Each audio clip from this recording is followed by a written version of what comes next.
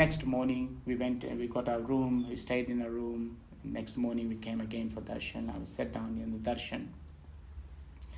And I thought he will come and see me, because out of thousands of people, he has called me. So definitely he will come and see me, because he knows me very well.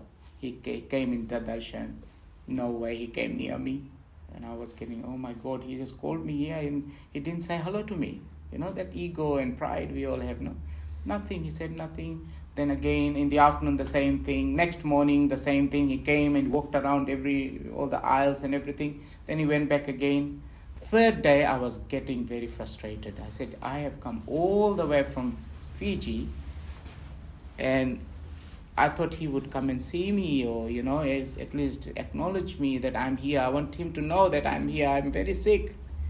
Then what happened? Third day, he didn't say anything. That afternoon, I wrote a letter to him. And I said, next morning when I'll go, I want to tell him that if you're not going to see me, I'm going to go back home. Hopefully he will pick up myself. I wrote a big letter. When I was going from Fiji to India, there was a pile of letters which was given to me by his devotees. And all the devotees has written letter to him, because Baba used to come out and pick up letters of his devotees. So I was quite selfish. I said, unless he takes my letter, then only I will give the other letters to him.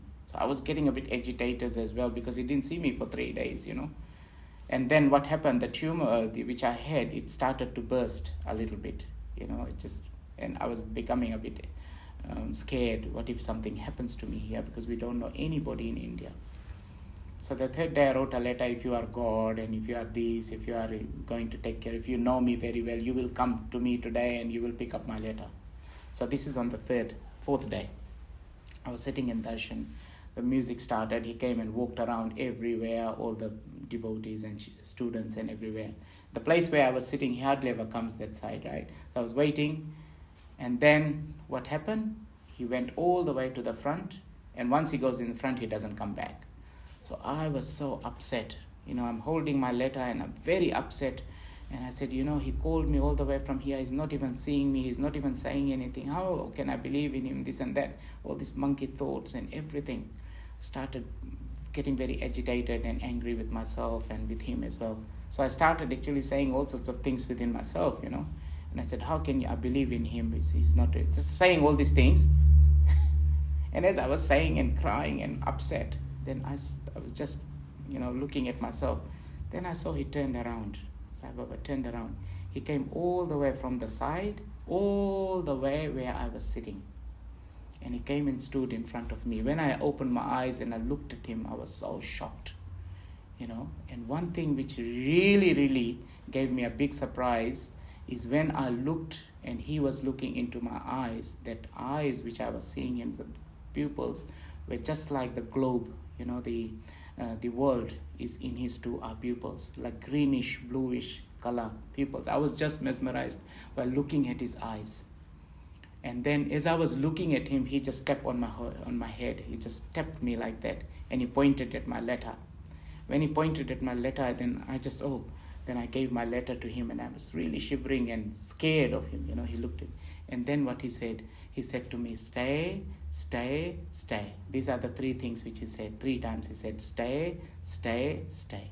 As he said that, and he took my letter, then as he turned around, I just touched his shoulder sort of thing, And then he started working. And that actually made me believe that he is not an ordinary person. He is more than a divine being.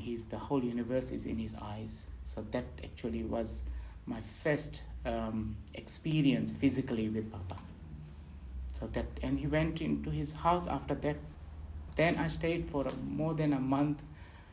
Every time he used to come in for darshan, he never sees me, but that first experience was one experience for a whole month. And few times he came and he materialized vibhuti. There was a patient actually who was next to me, who was on a wheelchair. He had an Italian person, he had cancer. And one day Baba came and he materialized vibhuti. It's a holy ash, and he gave it to him. And then he gave some to me as well. And there was grains in that vibhuti, which he gave it to him, and we shared with each other. So like this, like so many experiences which I had with him from the beginning. So then within a month, the tumor which I had, it burst, right? So there was this doctor from New Zealand. He was living in the ashram. He started actually giving treatments to my leg, right? So he was a doctor, and he actually used gauze and all sorts of things to dress the wound.